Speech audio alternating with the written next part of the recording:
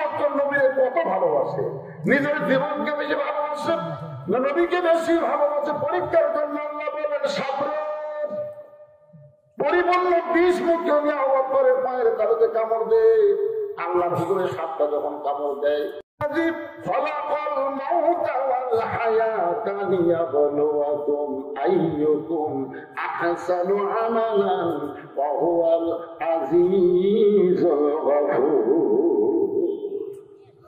আজকে উত্তম আমল, আজকে সুন্দর আমলের পরীক্ষা হবে। আবু বকর নবীকে কত ভালোবাসে, নিজের জীবনকে বেশি ভালোবাসে না নবীকে বেশি ভালোবাসে? পরীক্ষার জন্য আল্লাহ বলেন সাবর। পরিপূর্ণ বিষ মুখে আমি আবু বকরের পায়ের তালুতে কামড় দেয়। আল্লাহর হুকুমে সাপটা যখন কামড় দেয়, বিষটা কারেন্টের মতো চলে এসে গলি যায়। আবু বকর বলে, সাপরে তুই আমার কামড় দিবি আর আমি পা টান দেবো, এই শুধু তুই নবীরে কামড় মারবি, আমি জীবন দিব কিন্তু পা টান দিবার পারবো না। সাপটা আবার কামড় মারছে, কিতাবের মধ্যে আছে 5 বার সাপটা কামড় মারলো। বিশ্বের যন্ত্রণায় গোটা দেহ থরথর করে কাঁপতেছে। সতর্ক মুহূর্তে একবার চোখের পানি নবীর গাল মোবারকে পড়েছে। নবী আমার ঘুম থেকে তাকায় দেখে আবু বকর কান্দে। বাড়ির কথা মনে করে কাঁদতেছ, বিয়ে বাচ্চার কথা মনে করে কাঁদতেছ। আবু বকর বলে, রাসূলুল্লাহ,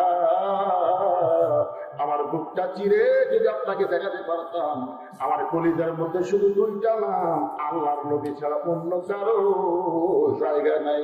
তাহলে কার জন্য এমন করে কাঁদতেছ? বলে, শীতের মুখে পাটা বুঝি কি যেন বারবার কামড় দেয়। একটা টান মালে বিষাক্ত সাপ শুধু মোবারক লাগাই দিলি বিষটা পানি হয়ে যায়। নইবার আবু বকর, একবার সাপ কামড় দিলি তোমার ঘুম থেকে ডাকতে পারতাম। আবু বকর নবী গো, আমার জীবনের চাইতে আপনার ঘুমের দাম আমার কাছে অনেক বেশি। খেলা চলতেছে কার?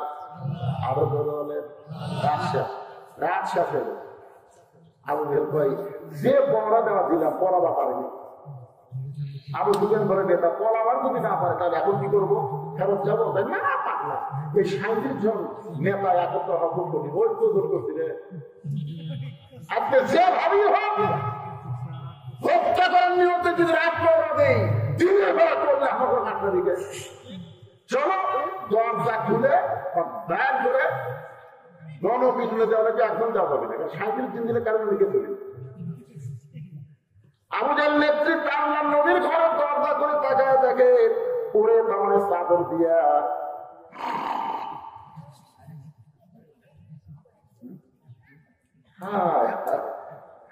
উকিল বলতেছে, স্যার রাত 12টায় আপনার ফাঁসি হয়েছে। মীর কাসেম আলী বলতেছে, এখন কয়টা বাজে? এখন 9:30 স্যার। আলহামদুলিল্লাহ, এখন 2.5 ঘন্টা পারবা না গেলে 2.5 ঘন্টা পর ফাঁসি হবে। আল্লাহ শুকরিয়া আদায় করতেছে।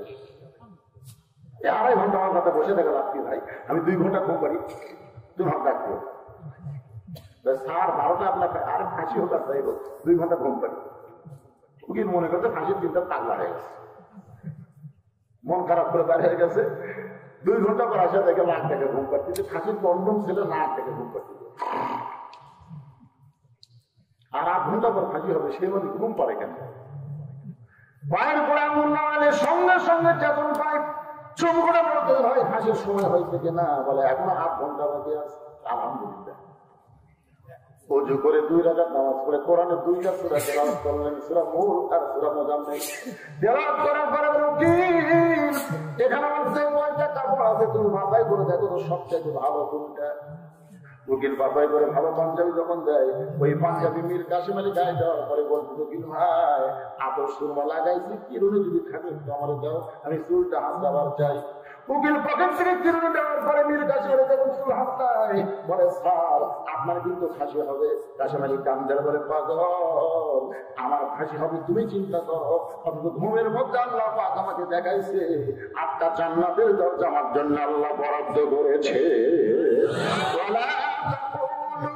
لمن يقتل في سبيل الله أموات بل أحياء ولكن لا تشعرون।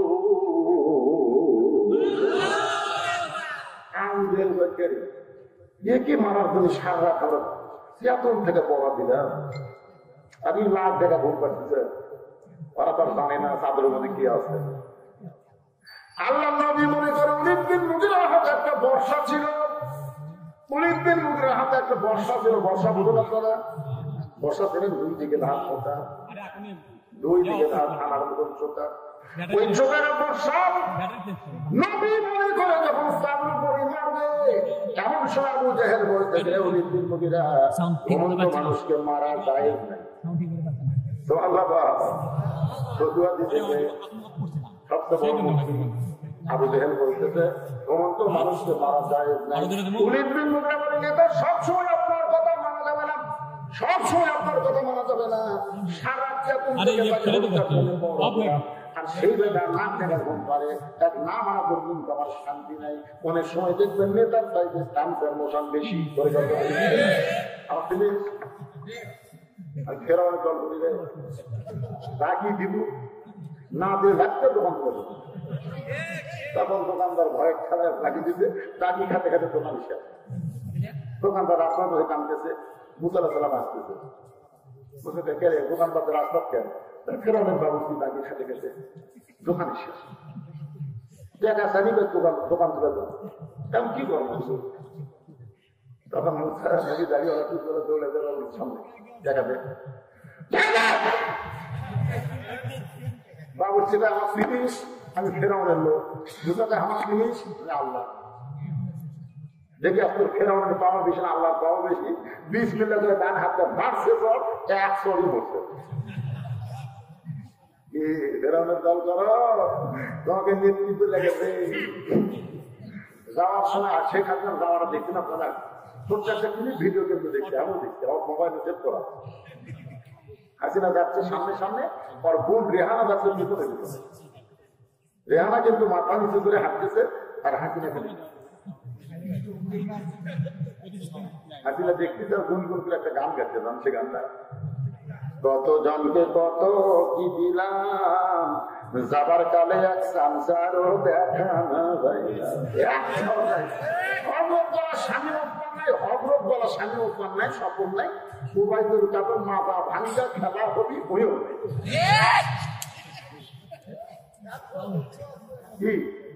কি গান দেখছেন? কত জনকে কত কি দিলাম, যাবার কালে এক সংসারও দেখা না পাইলাম। ও আমার সাদের বাংলাদেশ যায় রে ছেড়ে, রইব না আর বেশি দিন তোদের মাঝারে। কষ্ট একটু মনোযোগ দিয়ে শোনেন। অনেকদিন আবার যখন বর্ষা মারবে আবার সব করে বর্ষা করবে। তোকে বলতে যে ঘুমন্ত মানুষকে মারা ভাই নাই। আপনার বলেন তো নবীর যত শত্রু ছিল সবচেয়ে বড় শত্রুর নাম কি? আবু জাহেল। ধরে কোন সবচেয়ে বড় শত্রুর নাম হলো, আর সবচেয়ে খারাপটার নাম কি? খারাপটার নাম হলো ওলীদ বিন মুগীরা। যুবকরা ভালো করে শোনো, নবীর যত শত্রু ছিল বড় শত্রুর নাম হলো আবু জাহেল, আর সবচেয়ে খারাপটার নাম হলো ওলীদ বিন মুগীরা। মাঝে মধ্যে নবীকে কষ্ট দিত, মাঝে মধ্যে আল্লাহ নবীকে কথা দিয়ে কষ্ট দিত। একদিন নবী সাহাবীদের সামনে ওয়াজ করতেছেন, এমন সময় ওলীদ বিন মুগীরা বলতেছে, রে মুসলমান নবী, তুমি যদি এতই ভালো হবা তাহলে জন্মের আগে তোমার বাপ মরল কেন? আপনার বলেন তো জন্মের আগে নবীর বাপ মরছে, এটা কি নবীর দোষ? নবীর দোষ? আল্লাহ আল্লাহ মারছে, কিন্তু আল্লাহ দোষ তো ধরা যায়। এর মধ্যে কিছু কারণ আছে, ধরবেন আচরণ হয়।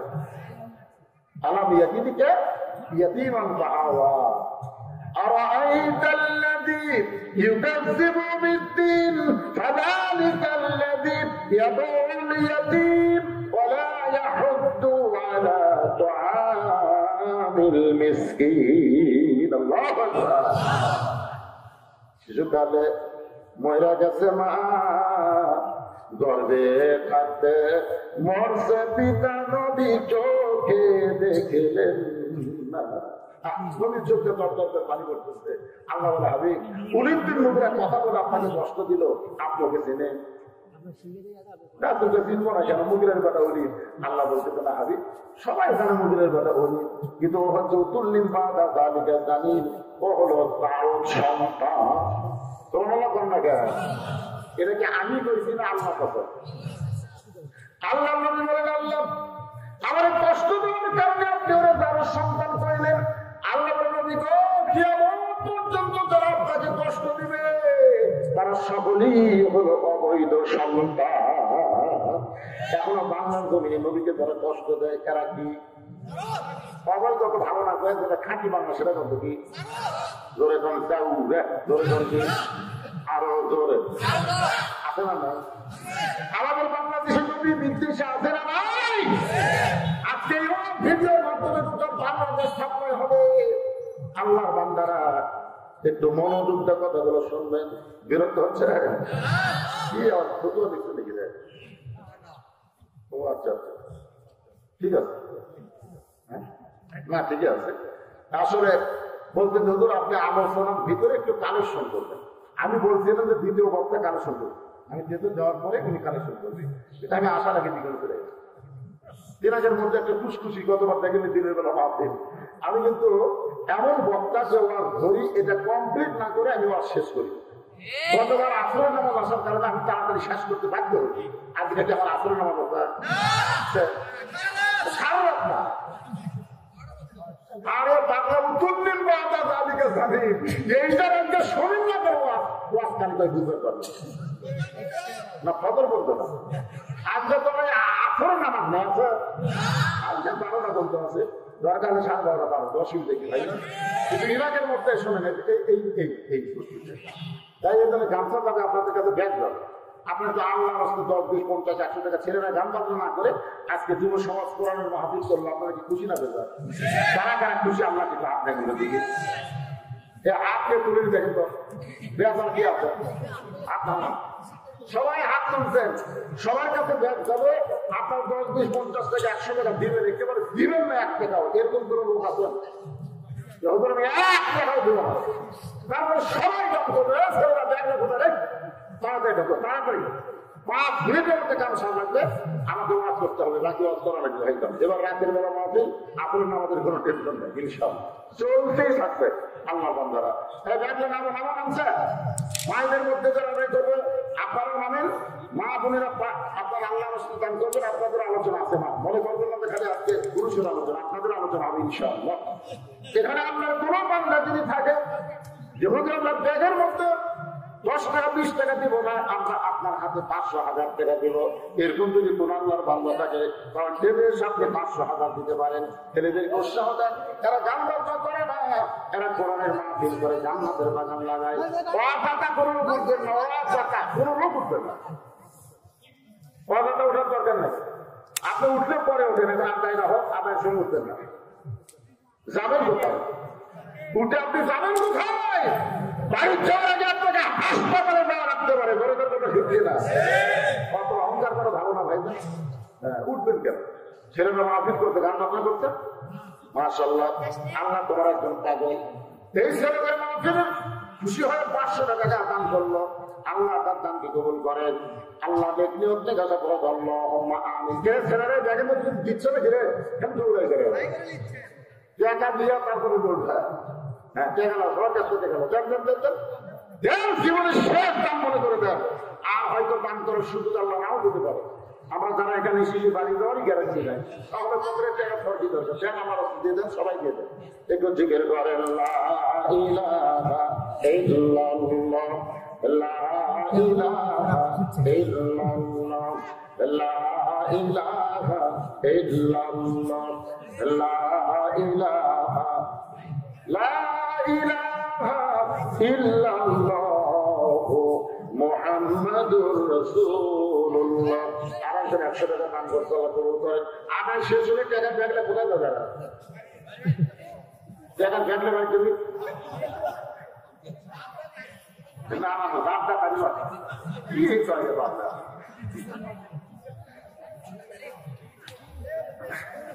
না ছেলে মেয়েদের প্রতি আপনাদের এরকম অবিশ্বাস হচ্ছে নাকি? যাত্রা তাই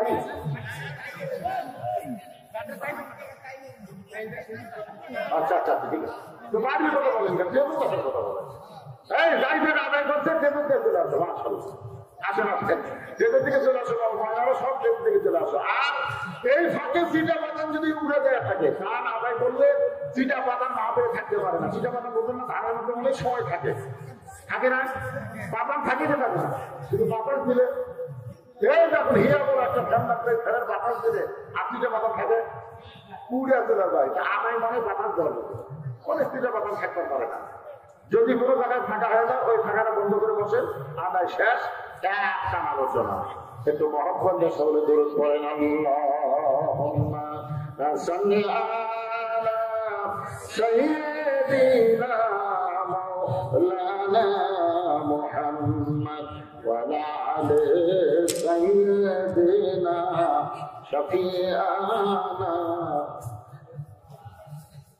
ওলীদ বিন মুগীরা হলো যার সন্তান, পরবর্তী সন্তান। কেন, কি জন্য আল্লাহ বললেন? কারণ নবীকে যারা কষ্ট দিবে তারাই অবৈধ সন্তান। কিছুদিন পরে নবী যখন আমার সাহাবীদের সামনে কথা বলতেছেন, ইতিমধ্যে ওলীদ বিন মুগীরা আসতেছে। নবী দেখতেছে আসলে আমার কষ্ট দিবি, কষ্ট দেওয়ার আগে হালি বলে দিই। ওলীদ বিন মুগীরা যে সীমানার মধ্যে আছে, সঙ্গে সঙ্গে নবী বলতেছেন, উতুল্লিল বাদা তাদিকে জানিম। সেই পরিচয় ওলীদ বিন মুগীরা ভাসছে তো, কারণ সৌদি আরবেরা কিন্তু আরবি বোঝে। সৌদি আরবেরা কি বোঝে? আপনারা কি বোঝেন না, কিন্তু ওলীদ বিন মুগীরা বুঝেছে। তাই না? বাংলাদেশের মুসলমান কিন্তু আরবি বোঝে না। এক বছর আমরা বিশাল একটা ইফতার পার্টিতে আমার দাওয়াত দিন, ইফতার মাহফিল না, ইফতার পার্টি। যার দিকে 15-20 আইটেম ইফতার নিয়ে বসে আছে, আমাকে হুজুর হাজার হাজার টাকা খরচ করছি, ভালো করে দোয়া করবেন। আমি চিন্তা করলাম, ওরা যদি বলতো হুজুর কষ্টে করে রোজা আছে, ভালো করে দোয়া করবেন, তাহলে দোয়া করা যায়। যেমন যে হাজার হাজার খরচ করছি, তখন তো চিন্তা হলো এরা তো রোজা নেই, তখন আরবিতে কত দোয়া করা আছে। আমি দোয়া করতেছি, ওরা না বুঝে আমি না, মনে মনে করলাম আলেমদের বিরুদ্ধে লাগিস না। আলেম যখন বাংলায় পারবি না, তখন আরবিতে মার দিবি। ধরে আমরা বাংলা বুঝি, কিন্তু লোকেরা তো আরবি বুঝে। ওলীদ বিন মুগীরা মারছে তো এক দৌড়ে মায়ের কাছে। কারণ কোন সন্তান কেমন এটা দুনিয়ার কোন বাবা জানে না, এটা জানে তার মা। কি জন্যে? বাবা আনন্দে মাতিয়া সাগরে ভাসাইয়া সেই যে চইলা যায়, খবর লয় না। মাজন ধরিয়া ধরে কতই কষ্ট করে, 10 মাস পরে পায় প্রসবের বেদনা। এমন দরদি হবে কেউ হবে না আমার মা। আমাকে বলে হুজুর 11 মাস সব খিদা লাগে না, সে রোজা মাসে খিদা লাগে। আমি বললাম তোর মা বাচ্চা আছে, তোর মায়ের কাছে কেন খিদা লাগে তোর মা বলবে। তোমার কাছে বলতেছে মা 11 মাস আমার খিদা লাগে না, রোজার মাসে এত খিদা লাগে কেন? মা বলতেছে এই অকাম করছে তোর দাদি, তুই যখন হাত বেরোতে আসলি তখন জোর করে রোজা ভাঙাচ্ছে।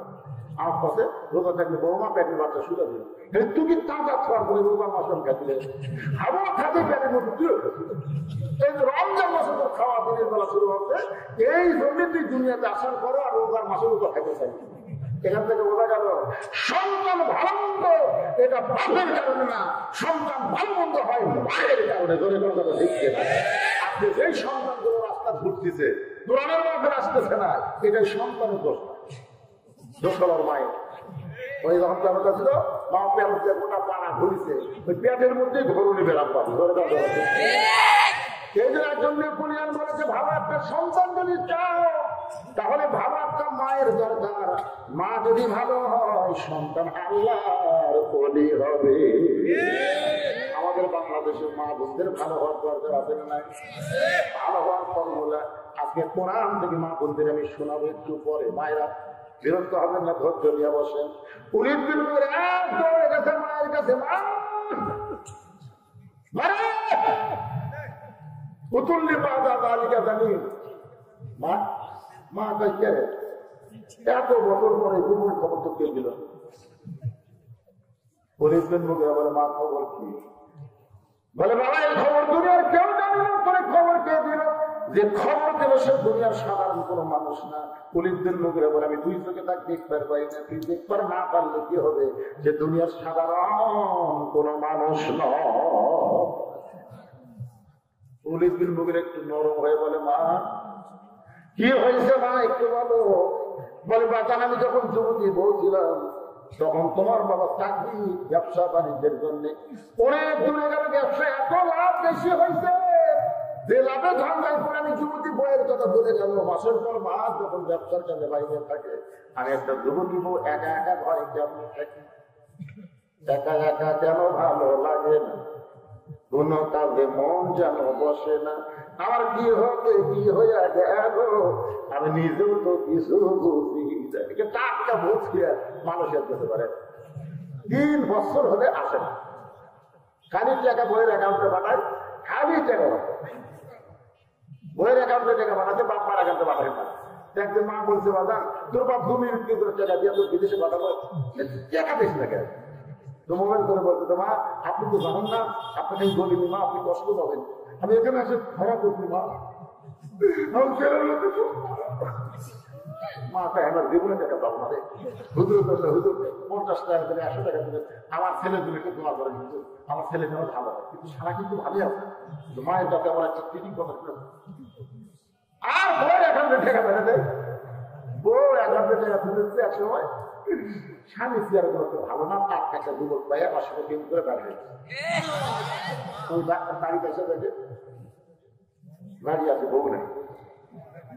মায়ের কাছে বলছে, তোমার বউ তুই বিদেশে যাওয়ার পর তুই জেলের মধ্যে ধরা আসবো, আর তোর বউয়ের যে কি ফুটাবি হয়েছে খালি মারবে, তুই তো জেলের মধ্যে বন্দি, তোর বউ এত টাকা কোথায় পাবে, তুই আর কবর পারে না, আমি সব দিচ্ছি। মায়ের কাছে মিথ্যা কথা বলছে, এখন খবর দিয়েছে। এরকম কিছু যুবক আছে না না, জোরে করে আছে না রে যুবক, বলতে তো বিশ্বাস করে বলেন না, কামনা করে তোমার সবটাই তারপর হলো মা, ওই বাবার নামে অ্যাকাউন্ট করো, বাবার মতো না বন্ধু নাই রে দুনিয়ায়, নিজে না খাইয়া বাবা সন্তানকে খাওয়া, আছে না নাই? মায়ের মতো আপন কেহ নাই রে দুনিয়ায়, মা জননী নাই রে যাহার, এই দুনিয়ায় তাহার কেহ নাই। অনেকদিন বুঝিয়ার মা বলতে, বাবা মাসের পর মাস যখন তোর বাবা বাড়িতে না আসে, আমার মধ্যে একটা সব ঘটনে বেড়াত করলো, আমি ছাদের উপরে তাকাই দেখি তোর চাচা তোর বাপের ছোট ভাই আমার বাড়িতে ওয়াজ করতেছে, যেই বাড়িতে পুরুষ মানুষ থাকে না ভাবি থাকে, ওই বাড়িতে দেওয়ার অভাব হয় না, ঘরে ঘর কথা ঠিক কিনা? আমি আর সময় নিচে আসি, তাকে একটু ইশারা দিলাম, মেয়েও ইচ্ছে করলে গোটা গ্রামের সব ছেলেকে নষ্ট করবার পরে ঘরে ঘর কথা ঠিক কিনা? একটা গোটা গ্রামের যুবকদের চরিত্র নষ্ট করতে পারে একটা মেয়ে। একটু ইশারা দিলাম, তোর চাচার ঘরের মধ্যে তোর চাচার আমার সঙ্গে খেলা হলো, ওই খেলার কারণে তুই পেটের মধ্যে ঢুকলি, আসলেই তুই জারদ সন্তান। আবু জেহেল মনে আছে আপনাদের? সব করে কি দেখবেন, বর্ষা ধরে মনে নাই, বর্ষা ধরে চাপন, বর্ষা ধরে চাপন করে মাটিতে টান। আবু জেহেল অনেকদিন উঠলেন, ডান হাতে বর্ষা ধরে, ডান হাতে যখন চাপড় টান দিছে, 60 জন নেতা সারা রাত যেমন থাকার কারণে চোখ ছোট হয়ে গেছে, সারা জানলে কিন্তু সকালবেলা চোখ কেমন হয়, চাপড় টান দেওয়ার পরে কি করে কি দেখবি রে, জানলাতে দেখবি চাপড় মুখ দিয়া, আমি কি বলবো, আমি তোর নামে বাবা ফোন দিয়ে হয়তো তাহলে 2 কারণে হাসতেছে।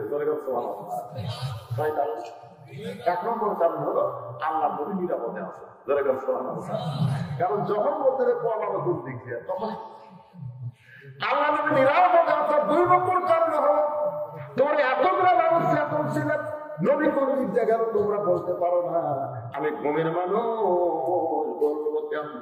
এমন কথা আলী বলেছে, আবু জেহেল মুখ করতে খাই, এই কথার কোন উত্তর এতগুলা মানুষ তোমার কেমন ছিলেন, নবী কোন দিক দিয়ে গেল তোমরা বলতে পারো আমি ঘুমের মানুষ বলবো কেমন?